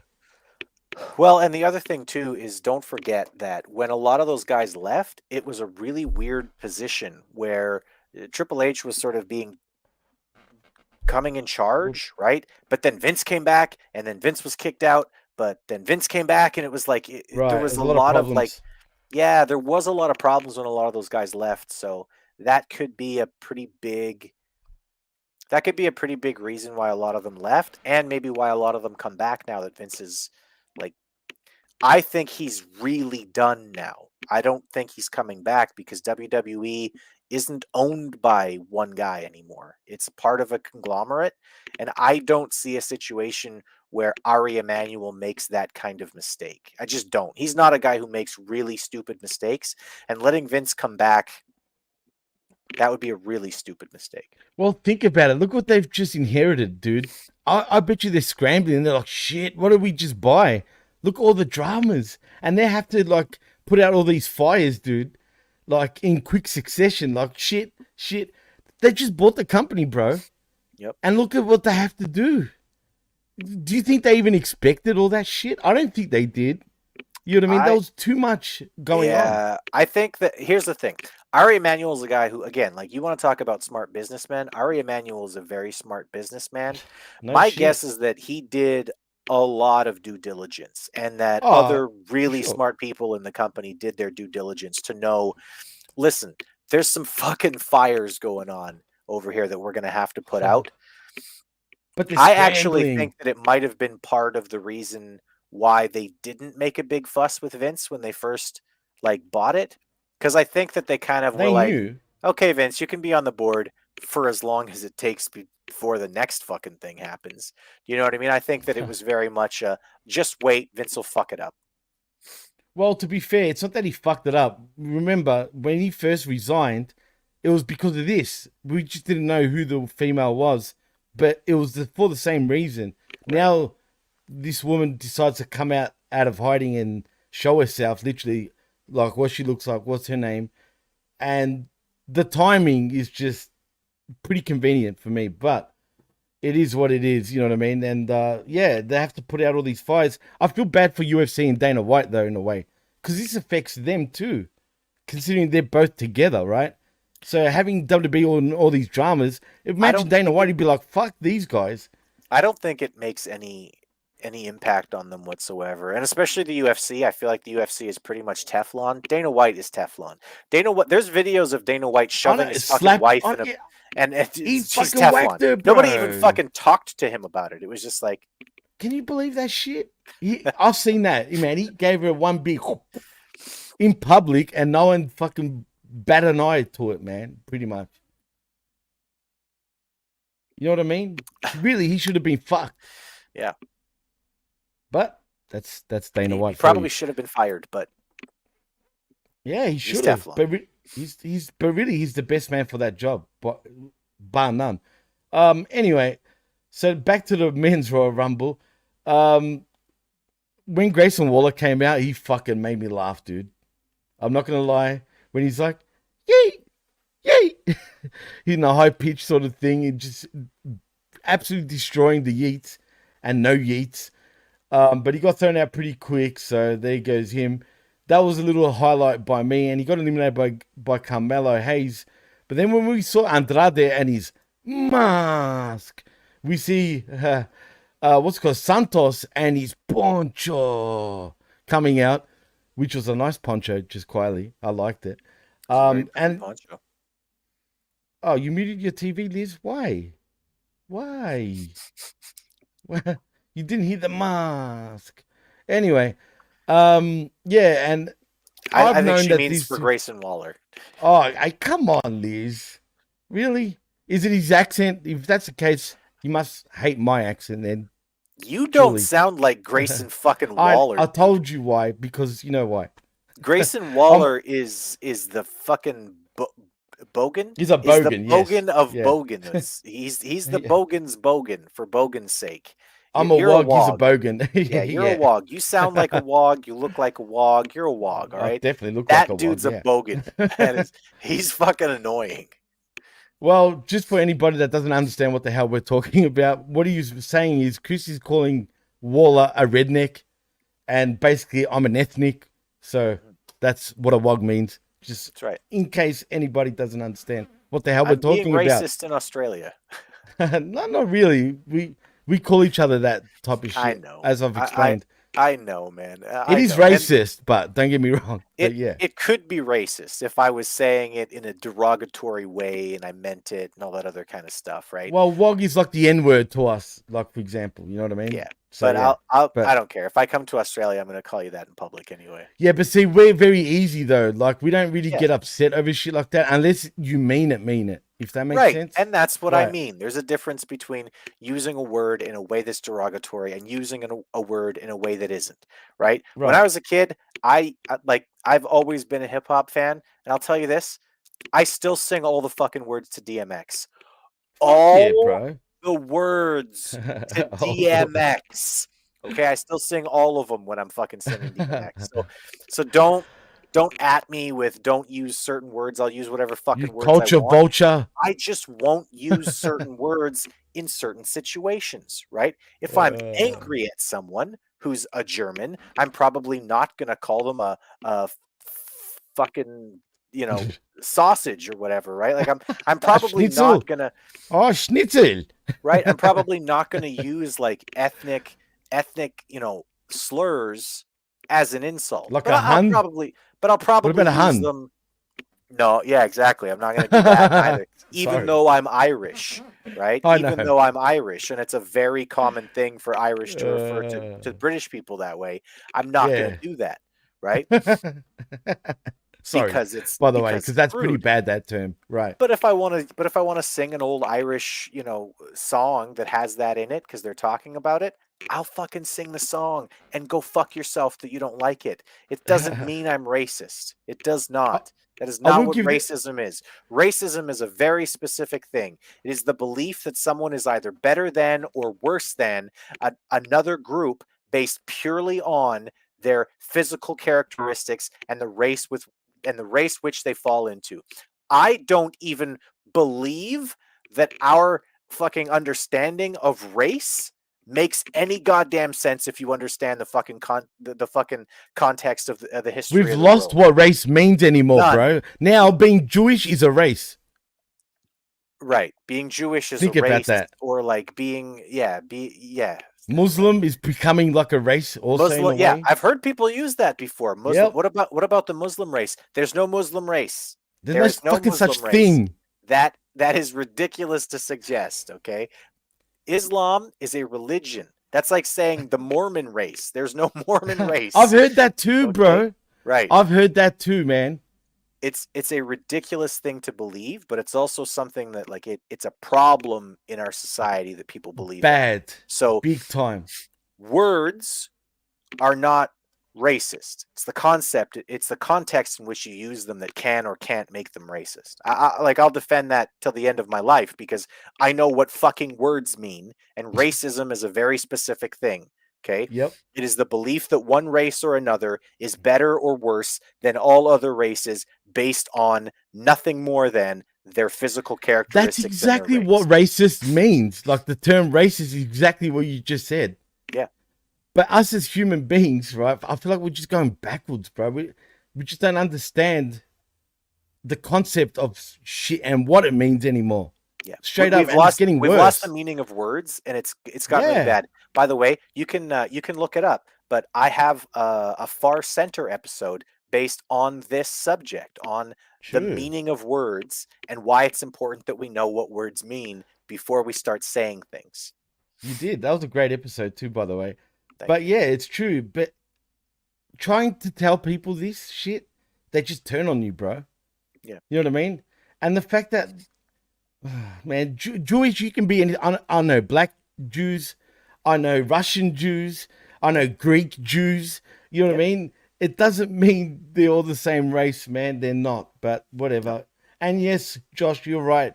Social media does play a big part in this shit. And all the keyboard warriors that don't even show their faces, mind you. Right? They hide behind some profile picture, right? It's And usually anime. It's usually fucking anime. yeah, It's I can't stand that shit. And like, if you're gonna talk like a big shot, right, and you're gonna say shit, then what are you scared of? Yeah, show who you are. Don't hide. there are people out there who change their profiles to a BLM flag and have never let a black Oh person my in their god. house. The white BLM supporters are the worst types, bro. D was like, oh, in the background. I'm telling you, bro, they're so bad. I don't even want to go there. I don't even want to start about that. But those cunts, I'll say, get fucked. All right, straight up.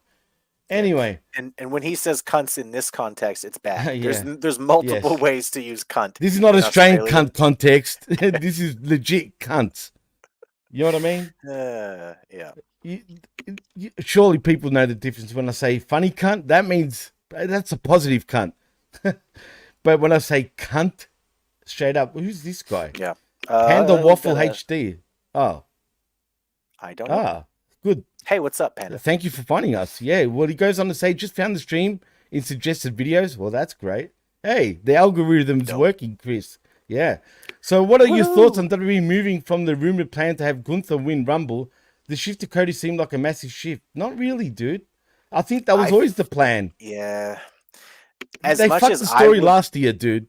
Yeah, as much as no, they didn't. They made the absolutely right decision, and Cody should be off wrestling somebody on the undercard. Agree to disagree. I felt like they should have done it last year, but that's me.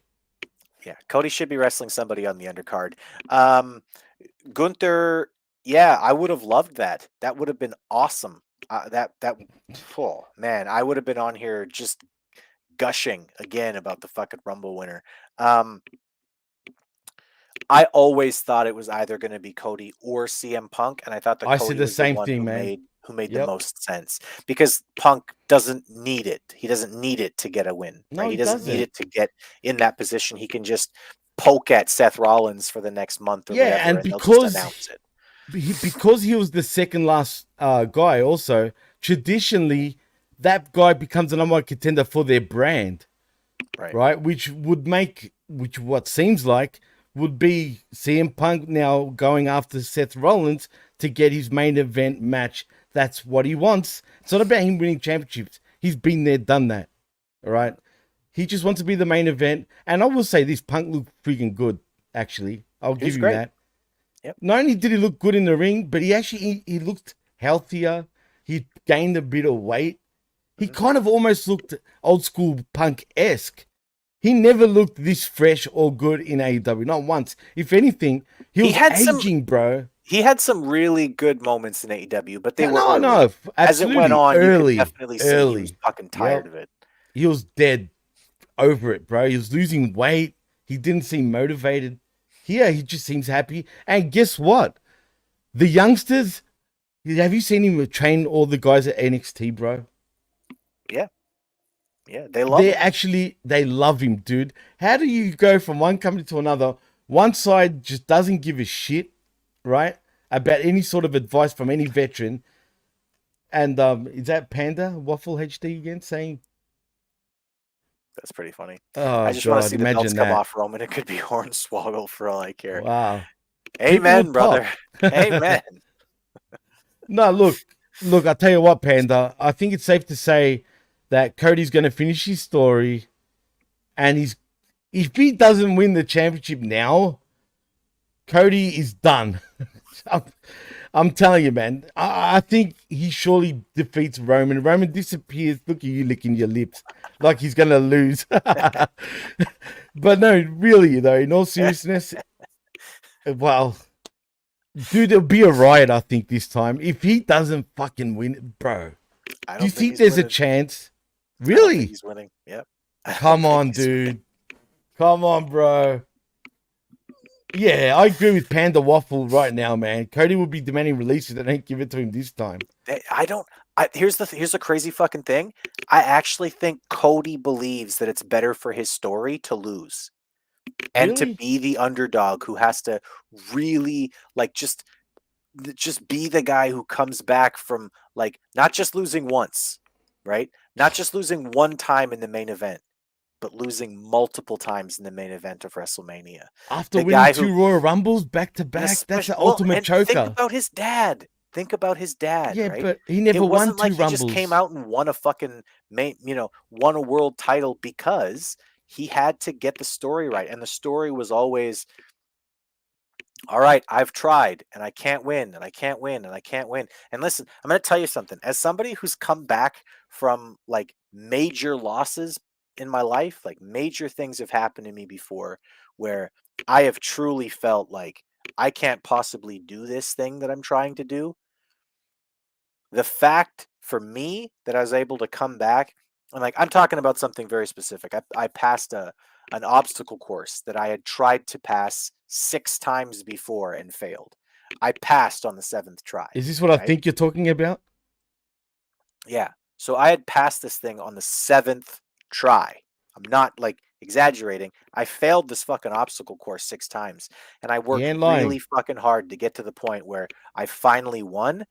And to me, that's a story that's going to stick with me forever. I'm not suggesting Cody needs to lose the main event of WrestleMania 6 times before he finally wins, but I honestly think that him losing twice is so much more interesting a story, and I legitimately believe, this is my own belief, as much as I give Cody shit, I actually think that Cody cares about story. I don't think he gives 2 fucks about a belt. I think he That's cares an issue about to me. his story. I'll tell you why that's an issue, because think back to, if you're right, and you're onto something to an extent, actually, Chris. I agree with what you said to an extent, and I'll tell you why. Think back to when he was in AEW. Right, exactly, Josh. Roman has to keep the title. That's true, but I don't think he'll break Hogan's reign, in my opinion. But I don't know anymore, dude. But anyway, when he was in AEW, do you remember how he booked himself in the corner, dude? By if he lost that match against Jericho, I think it was, he will never go for the World Championship. For the World Championship again. Yeah. Well, how did that go for him, dude? He fucked it. It He didn't fucked go his well, whole but thing. that wasn't because of Cody. They could have You don't told think so? way more. No, they could have told way more interesting stories with Cody after that. But AEW is run like someone's. It's run like someone's 2K. It's not even. It's not Yeah, run based on true. stories. It's just, oh, and these guys will have a good match, and we'll have oh, and I really want to see a ladder match, so we'll make this a ladder match between these 2 guys, even though there's no fucking These logical guys? reason to do it. That's so true. I love the way you put the voice on. So I'm going to get this guy, and he's going to play this guy. The sound of What Danhausen. it sounded like was more That's like better. this. Was that, we would take the titles and we just put it over the ring and have a ladder match, like, because I want one. Does it make sense for the story? It What doesn't matter because What I are you just talking want about? one. I just Yeah. I want a ladder match, so we're gonna have a ladder match, guys. Yeah. But that's not what's happening in WWE. And I think that for No. all of the shit that I say about Cody, and I don't like Cody, I don't give a shit I about know. Cody. That's Couldn't give a true. fuck about Cody finishing his story. The thing is, I don't have a problem with Cody eventually winning the title. I actually think it's a good move. I think it's great. But I don't like Cody being the end of the bloodline. That doesn't make sense to me. The bloodline needs to be finished by somebody involved in the bloodline. You're going to hate me. Everybody in the IWC hates me for this. I think The Rock would be a You've got heat. A significantly lot. better finish to the story of bloodline, because at least you can say he's part of the bloodline. That's his heritage. He's coming back and he's saying, you're not the Godfather anymore. I'm the fucking Godfather, and I'm part going of to the prove board. it. Right. Yeah. Cody Well, just look, isn't part of that story. and I agree with you that The Rock should be the one that actually, destroys the bloodline. That I agree with. I don't know how we're going to end up with that match now. It's either going to happen in the Elimination Chamber or it's not happening this year, it feels like. Or maybe SummerSlam, possibly. But anyway, we'll see what happens there. But if Cody damn loses, and like Panda said, at this point he says Roman's going to hold the belt until he's in the nursing home. I wouldn't put it past him. And he also says they're going to lose a lot of fans if they run the same match back to back at Mania, in his opinion. People said exactly the same thing last year. That's just it. Like there's a part of me that agrees with that sentiment that like, oh Not man, yet. like they're gonna risk it. I don't think they are, and here's why. I heard people say the exact same thing last year. Oh, if Cody doesn't win, they're gonna lose a lot of fans over this. And what's happened with viewers? It's done the opposite, actually. Yeah, you're right. But this time, though, it's borderline dangerous if he doesn't win. I think Roman wins because of a bunch of bullshit, and I think The Rock Like comes last out. year? And Yeah, okay. and then I think The Rock comes out and he says, and he just says to him, "That's enough. I can't let you keep doing this, Roman." Or yeah, I can't let you keep doing this, Roman. Like, I'm going to have to stop. You know, if I have to stop you, I'm going to be the one to stop you. Now, you go ahead and argue with me and tell me that wouldn't mean more viewers next week. Oh my God, The Rock is coming back to challenge Roman Reigns. He's going to be there full time. He's going to be a part of the actual story moving forward. Go ahead and tell me that wouldn't increase viewers. I'll wait. Well, you know what the funny thing is? The only thing that reminds me of, and why it's a bit suspect, shall I say, that reminds me of WrestleMania 9 with Bret Hart, Hogan, and Yokozuna, dude. Uh-huh. Do you remember when Bret lost? Hogan comes, you know what I mean? Bret goes, you know, go get him, and then Hogan wins the championship. Yep. It feels like that, though. You know what I mean? That's the only thing. I don't know. We'll see. You can go a lot of ways. I personally think he needs to win it this time. You could be right, though. And I can see your argument. Definitely, I can see your argument. And that's a good way to segue into a Rock Roman program, but we'll see. Josh, though, says, could Jacob Fatu debut at Mania? Because I'd love to see that. And I feel like for once, it could be actually happening because he has signed with Booker's Reality of Wrestling, which is a foot in to WWE. And I'm excited about that, man. And I can see that. I mean, Jacob Fatu is a beast, dude. Mm-hmm. I mean, have you seen his work, Chris? He's great, dude. Yep. He looks mean, looks bad, and he's an Anawahi. He's small. Yeah, sort of. That's true. He looks a lot... Actually, he is a lot smaller than you think. But the way MLW kind of make him seem, he just comes across as bigger. But the guy's a mean dude. Legit. You can book anybody to look bigger than they are and badder than they are. People thought that Taz was a fucking monster in ECW. He was in ECW. He definitely was. Right, but Taz is like 5'6". He's like, a tiny that is motherfucker. A small man. Right? I'm a lot taller than that guy. But if you book the guy properly, yeah, you can turn him into a beast and a monster and have him look great. By the way, Panda, really, welcome to the chat. It seems like you're fitting in right away. You're having conversations with everybody, asking really good questions. Thanks for joining.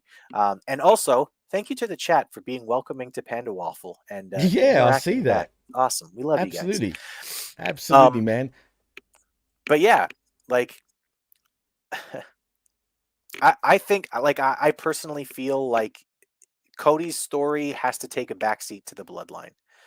As much as like Cody does deserve to finish his story, I feel like if you can get another 12 chapters out of it, fucking go for it. Yeah, no, okay. Yeah, we'll see. I mean, that's interesting. It's not so much Cody I'm worried about. It's more the fan base, how they're going to react. And it makes things interesting, no doubt about it. But Panda wants to know, what do you see LA, Orton, and AJ doing now? Right now, they're not going to be contenders to no championships at the moment, man. As far as AJ goes, for me, I feel like he needs to sort of sort out his little group because he's being a prick to his own boys for no real reason. I don't know why. He's just being a prick. You could have like a group battle where AJ and his group is facing some other group, and then the group implodes at Mania. You could do something like that. In terms of Orton and Knight, you could have them be part of like a United States Championship multi-man fuck match if you want. Multi-man fuck match, yeah. Yeah, Well, pal. you know what I'm saying. You know, not Yeah. not like I'm Vince joking. McMahon, not like Vince McMahon multi-man fuck match. I mean, like, I mean, like, you know, just like have like a 6-man ladder match or whatever for the U.S. title, and you could put those two guys in it. AJ and LA Knight are going to be next to feud with each other, I think. Anyway. Yeah, that could be good for both guys. They're both excellent. They don't really need a belt right now either. And as far as Orton, for me, I think he'll move on to a program, say with that I don't even know actually at this point. He can't be in the world title picture for now. Look, right now they'll be in the elimination chamber essentially for now, right? They'll still be contenders for one more month. Whatever's happening with that chamber, yeah. Exactly. They'll be moved on to that, and that's that for now. Chris, you're a character, Chris Wheeland, saying Bianca is hot garbage. She needs a repackage badly. Dude, is there anyone you do like, Mr. Wheeland?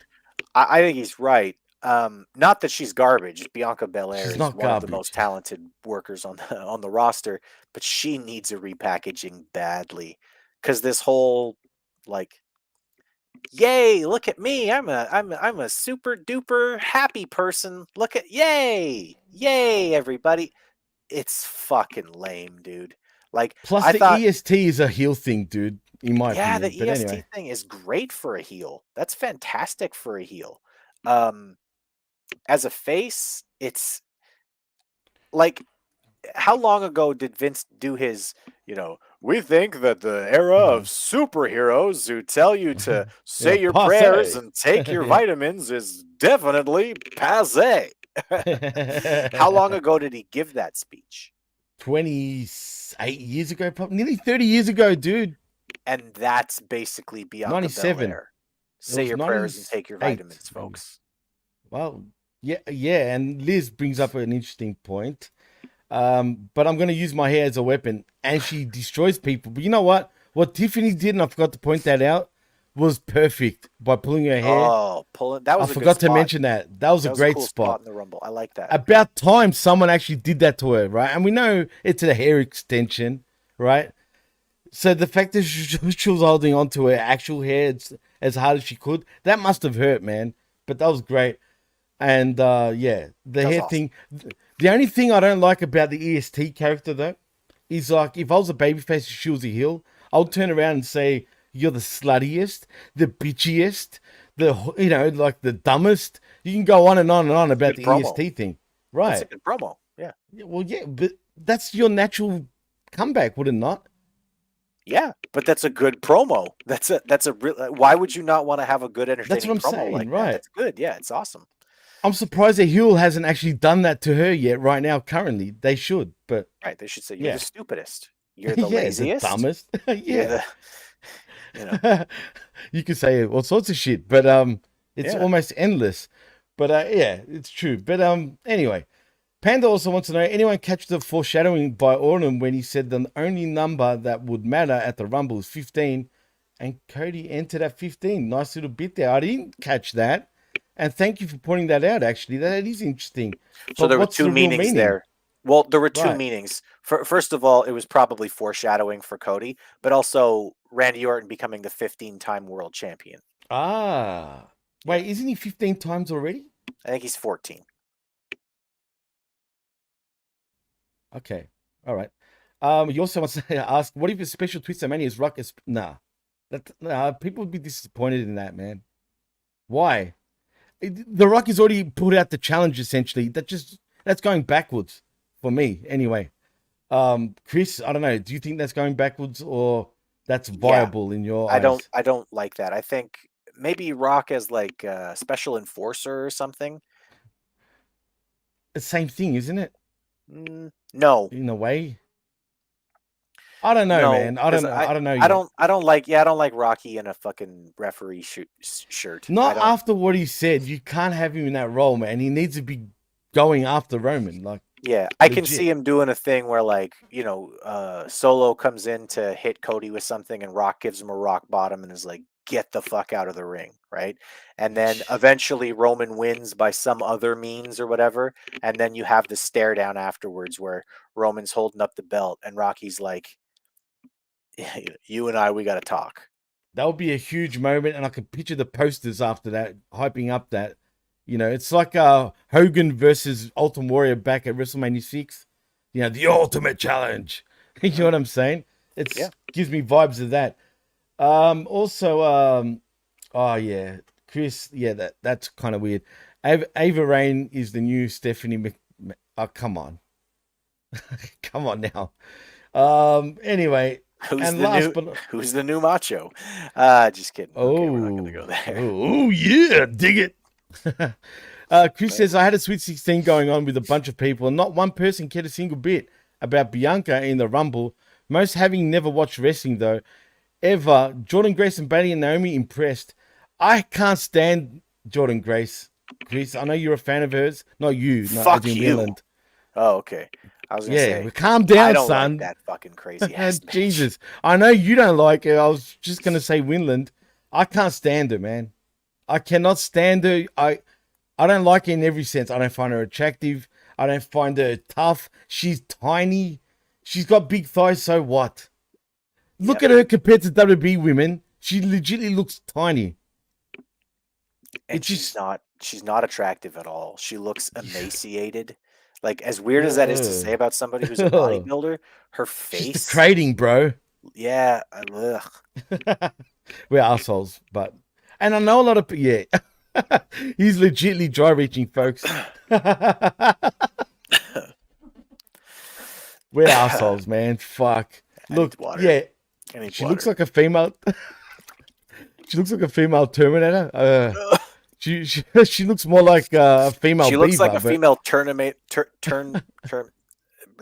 Terminator if her fucking face skin got melted off and it was just a skeleton underneath. Anyway, yeah, please. Now I'm gonna dry reach. Anyway, I've got images in my head with her and what's his name? What's his name, dude? No, oh, God. I would be shit. Anyway, I won't even go there. Anyway, Cody won the Rumble. Hooray. Yes. Oh, but before we end it there, I do want to point out R-Truth and his spot, which fucking cracked me up, dude. That was appropriately fucking wonderful from R-Truth. That and was the crowd hilarious. It lifted the whole crowd up. This guy thought it was a tag match. What a character, bro. I mean, he wasn't even holding... That's it, Jonathan Gresham. Thank you, Javi. I'll go blank on live television. I don't know why, but he's another midget. But anyway, dude, when he was they were pointing out that he wasn't holding the friggin' tag rope, right? And they're laughing, right?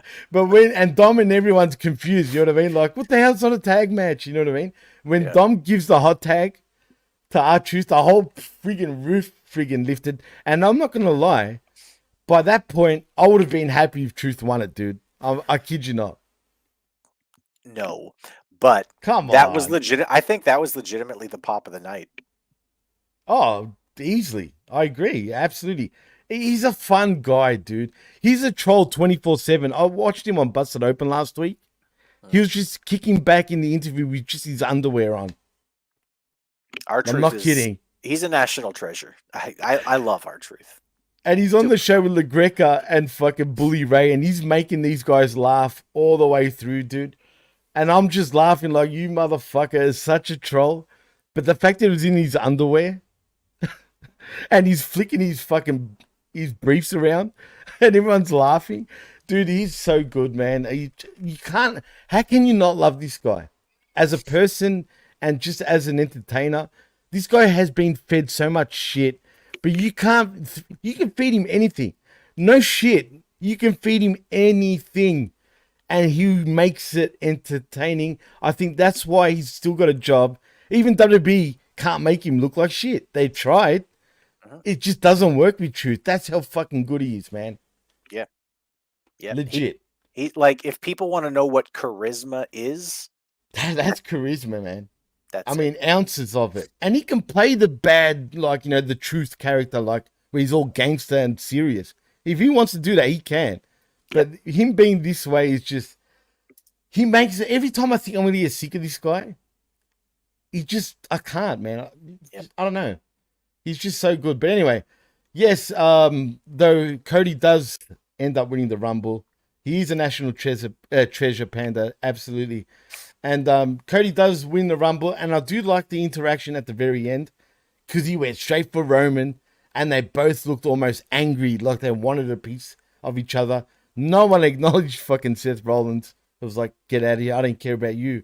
But I feel like this time there's a whole lot more meaning, and I'm not going to lie, I feel like I'm more hyped for this match than I was last year because of the tension in the air between these two, and it's become a legit rivalry, which Roman really hasn't had, except for his own little family circle, if you know what I mean. Cody literally has become his number one rival. Yeah, I think there's a lot set up there that could be great. And I don't know, man. I just don't fucking care about Cody winning the belt. It's not that I don't. It's not even just that I don't care about Cody winning the belt. Right, take that out. I do think that Cody winning a belt eventually is good. I think that is a good story. I think that eventually he needs to be the Rhodes family, member who finally wins the big one and all that kind of stuff. I do think that there's a really good, there's a really good crescendo to the story there for him to do that, but I don't think it's appropriate to have that story overtake the bloodline, because I believe the bloodline is a significantly better story, and that it's gone stale though, Chris. Finish. Let's be honest, for a whole year it's been pretty crap now. But why has it been crap, Jimmy? It's been crap because they didn't pull the trigger with the guys who were part of the fucking bloodline, and the only people that Roman's been feuding with recently are people who never had anything to do with the fucking bloodline. That's why it's fucking flat. I feel like even they should have pulled the trigger with Sami Zayn. I'm not going to lie, and he also made his return, and I feel like it was uneventful, bro. I feel like they've gone backwards. The crowd they were hot.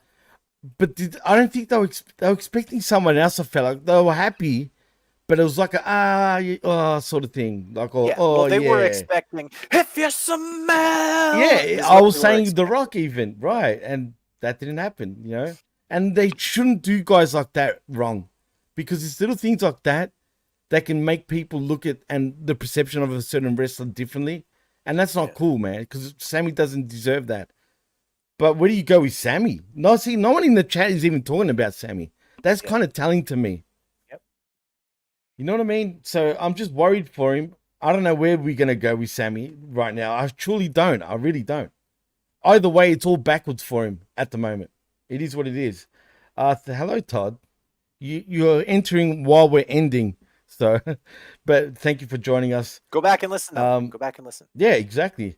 But Liz just wants to say that I love Sammy. Not me, but Liz. But having him come out at 30 was like cutting into your birthday cake, and it's fruit cake. I like fruit cake, though. I'm not going to lie. I don't mind fruit cake. It was actually, but it was reminiscent. It was a sponge cake. It was reminiscent, although not as bad as Rey Mysterio coming out at number 30. The year everybody wanted, Do you remember that? Daniel Bryan. Right? People were like, what the fuck?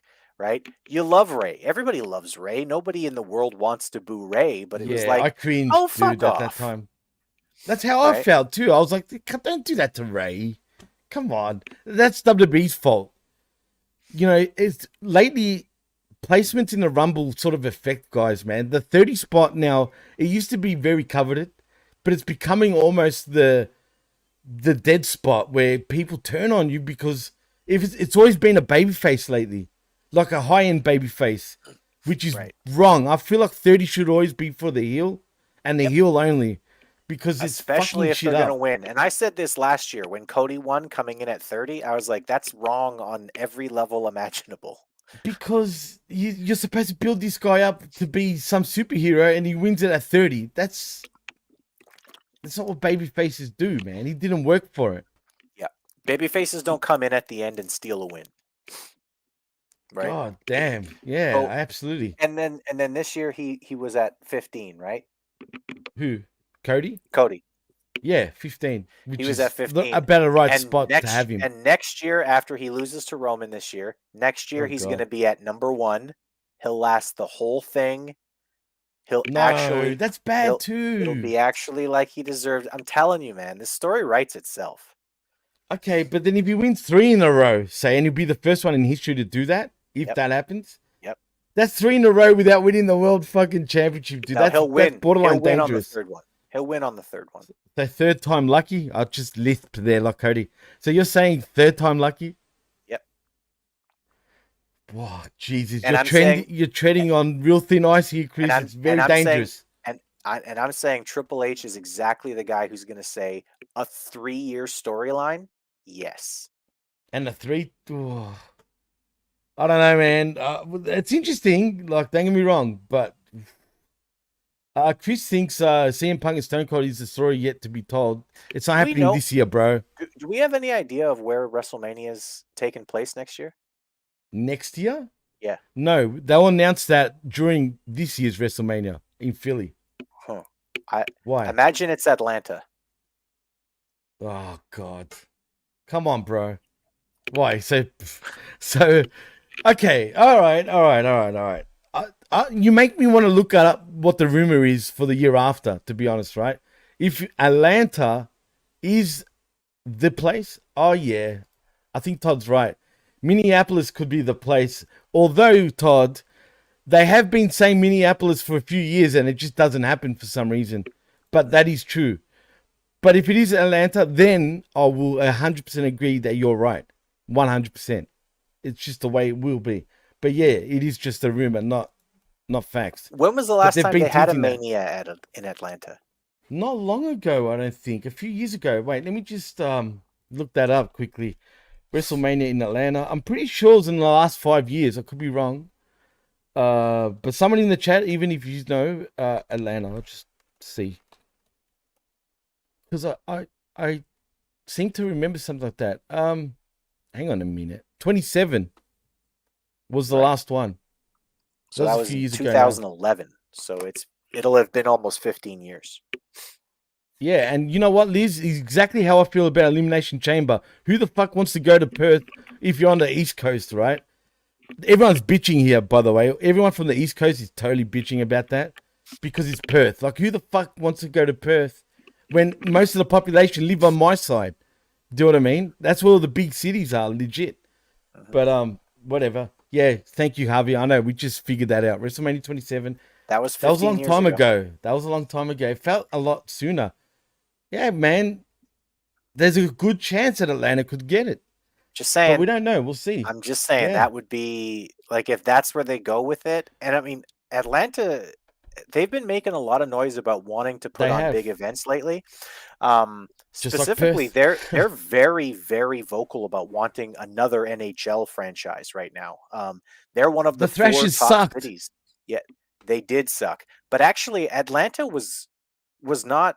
They didn't leave because they didn't get fans. They relocated, didn't they? They had fans. They had to relocate because the ownership basically they had an ownership group, and then the group basically disintegrated. Like they didn't want anything to do with each other anymore, and then they had nobody who wanted to buy the team. Oh, really? Yeah. So who? So the franchise actually doesn't exist anymore. No, they went to Winnipeg. They're the Jets. Oh, so that's right. You're right. I remember that. That's true. Because is it Minnesota? That's the original Jets. Was it Minnesota? No, I can't remember. Arizona. It was close. I mean, not in geography, but in sort of the language. Name. Yeah. Right. I knew it was something owner. Just I couldn't remember which one. Anyway, in saying that though, wait a minute. Todd says, well, William Alessia never showed up for his title defense against me in the Pick'em Challenge tonight, so anything is possible. Anything's possible. Remember that? That was awesome. Yeah, that was awesome. I'm a Celtics fan. I'm not though, but anyway, yeah. Look, damn, but that was the Rumble. If you had to grade it though, Chris, this is a difficult one to grade in a way. But if you had to grade it, what would it be? Okay. I'm gonna grade it on a curve, and it has to be graded on a curve because it's the Rumble, and Rumble means something, etc., etc. If I'm just saying like as a PLE all by itself, I'd probably give it a B, but I'm not gonna do that. I'm gonna say it's worthy of a C plus because I'm grading on a curve, and compared to other Rumbles or what I feel like they could have accomplished here, I just don't feel like they pulled the trigger on a bunch of stuff that they could have. And while it was good, there were definitely some spots where, like I said, I just fucking tuned it out and started watching hockey. I was like, I don't give a fuck about this match. I'm fucking watching a hockey game. That's what happens to me during watching AEW, dude. Every time. And now, I don't know if you're coming back to your show, where after the collision, we sift through the wreckage. And yes, I am coming back. I just... so I don't have to host this time? No, but yes. I need for you... to watch Collision? I'm gonna wake up at 8:00 tomorrow, 2 hours before we go live. I need you to hook me up with a link so that I can watch it like on here or whatever. All right. Well, lucky I paid and I'm pissed about it. I think I was talking to you about it. I bitching to you about Chiller? You were bitching to me about it, yeah. 15 so let's make the most of it. $15 so that you can watch AEW. You are truly a professional and a man of the people that will sacrifice things, because $15 so that you can watch AEW is... Brother, it's a joke. Oof. It's a fucking joke. I know, like, again, $15 is not much, but it's still too much for AEW. Considering we got this Rumble for free, right? When you think about it, it's just... Anyway. But you know what, Chris? Yeah, we will watch it. I'll watch it with you. I'm not even going to bother watching it now. I'm going to get to sleep early, though, this time, because I've been running on hardly no sleep, because I've been doing show after show after show, and there's been show after show after show. So, yeah, we will watch the collision. But as far as my grade goes, I'll give it a B minus, because I didn't hate the show. I didn't, love the show, but I was entertained by the show.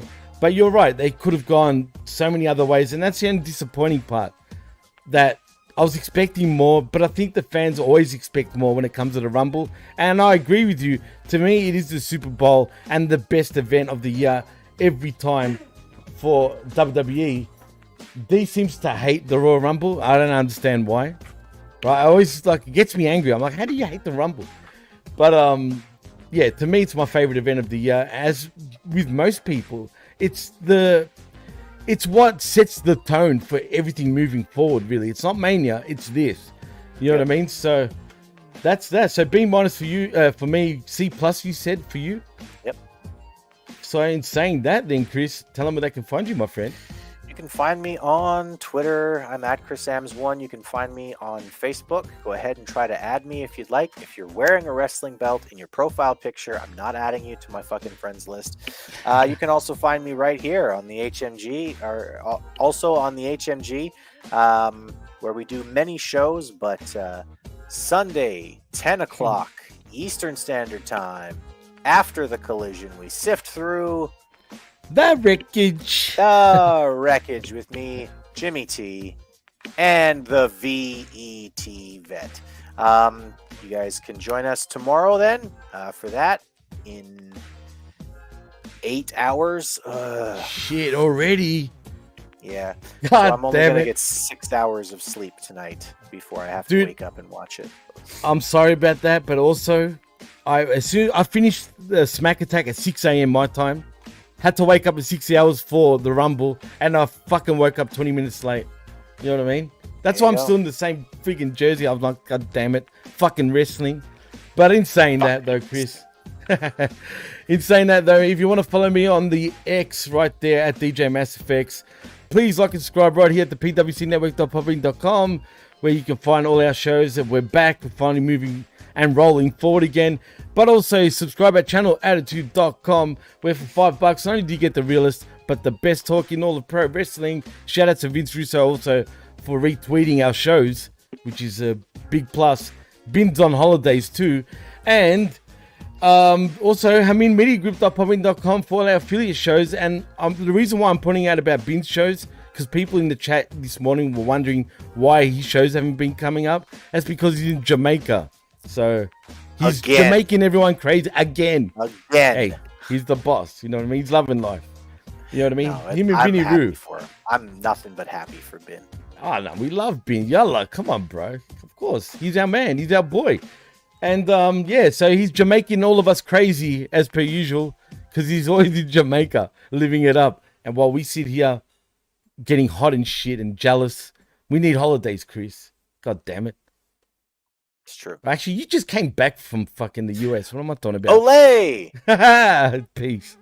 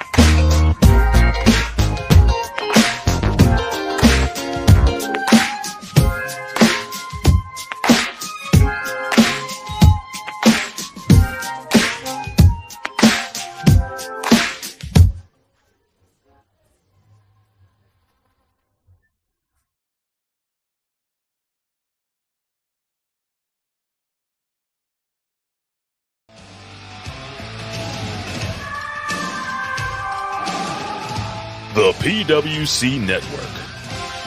What the world is watching and listening to.